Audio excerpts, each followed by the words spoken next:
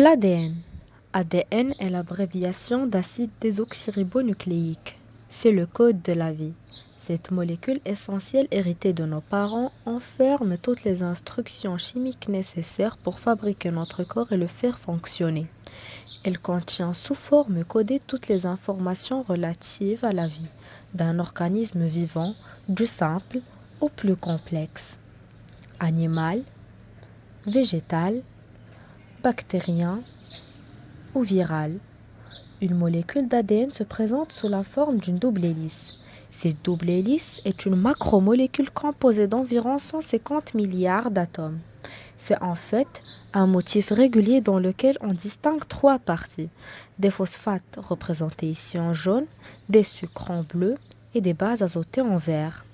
Ce qui différencie un motif d'un autre est la nature de la base azotée. Le sucre et le phosphate restent identiques. Les bases azotées sont au nombre de 4, adénine, cytosine, guanine et thymine. Elles sont toujours regroupées par paires, A avec T et G avec C. Le code est divisé en chromosomes, sections d'ADN, pouvant contenir chacune plusieurs milliers de gènes, 80 000 environ. Ces gènes jouent un rôle important car ils déterminent les caractéristiques d'une personne. Par exemple, notre apparence physique est due à nos gènes.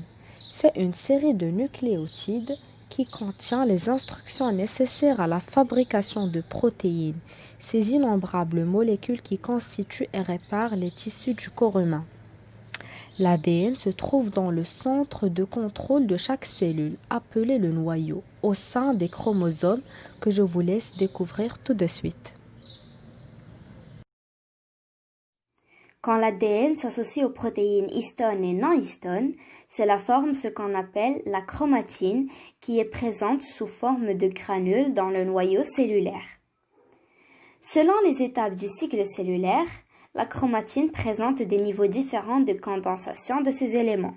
Pour le premier niveau, on distingue l'association de la molécule d'ADN avec un agrégat protéique, ce qui conduit à la formation des nucléosomes.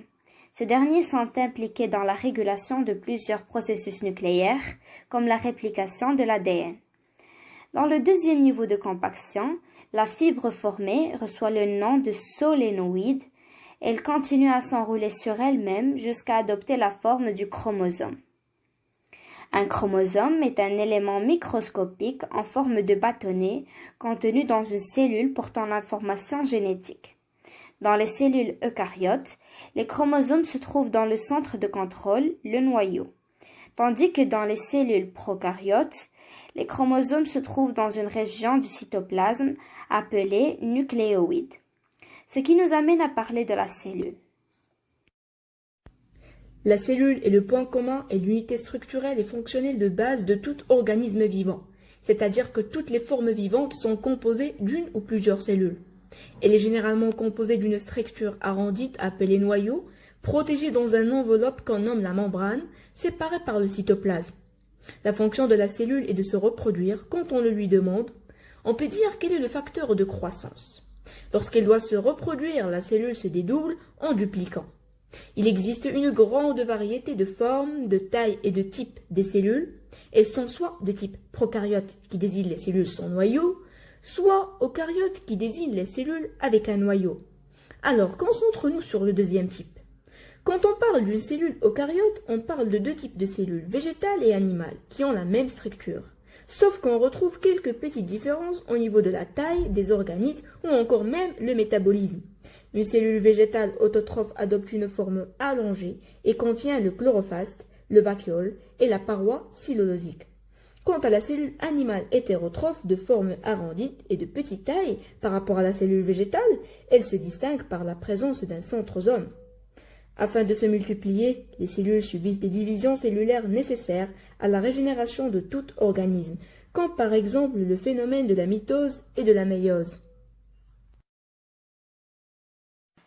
La mitose n'est pas un phénomène réservé aux végétaux, mais commun à toutes les cellules eucaryotes, veut dire qui possèdent un noyau. Elle permet la croissance d'un organisme, de cellules œufs à l'adulte. Elle mène à la formation de 2 cellules filles en se déroulant en 4 étapes strictement identiques génétiquement à la cellule mère. Cela dure entre 1 heure à 4. La division cellulaire est bien contrôlée. Un seul défaut de ce contrôle peut aboutir à la formation de tumeurs. Tout d'abord, la cellule est obligée de grossir pour doubler son nombre de chromosomes pour que chaque cellule fille en reçoit le même nombre que celui de la mère. Cela est appelé la duplication. La première phase du cycle cellulaire est la prophase. Elle est caractérisée par la condensation de la chromatine permettant l'individualisation des chromosomes. À la fin de cette étape, l'enveloppe du noyau se désorganise, veut dire perd son équilibre. Durant la métaphase, la plus courte étape du cycle, les chromosomes s'alignent au niveau de la plaque équationnelle à mi-chemin entre les 2 pôles de la cellule. L'anaphase est marquée par la séparation des chromatides sœurs de chaque chromosome à l'aide du fuseau mitotique qui représente un système fabriqué par les cellules eucaryotes pour libérer la migration des chromosomes lors de la division. Chacune des chromatides choisit un pôle pour y s'installer. De nouveau, chaque chromosome se constitue d'une seule chromatide.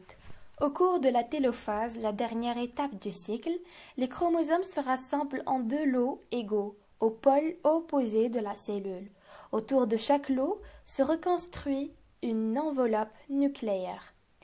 On obtient alors 2 nouveaux noyaux identiques.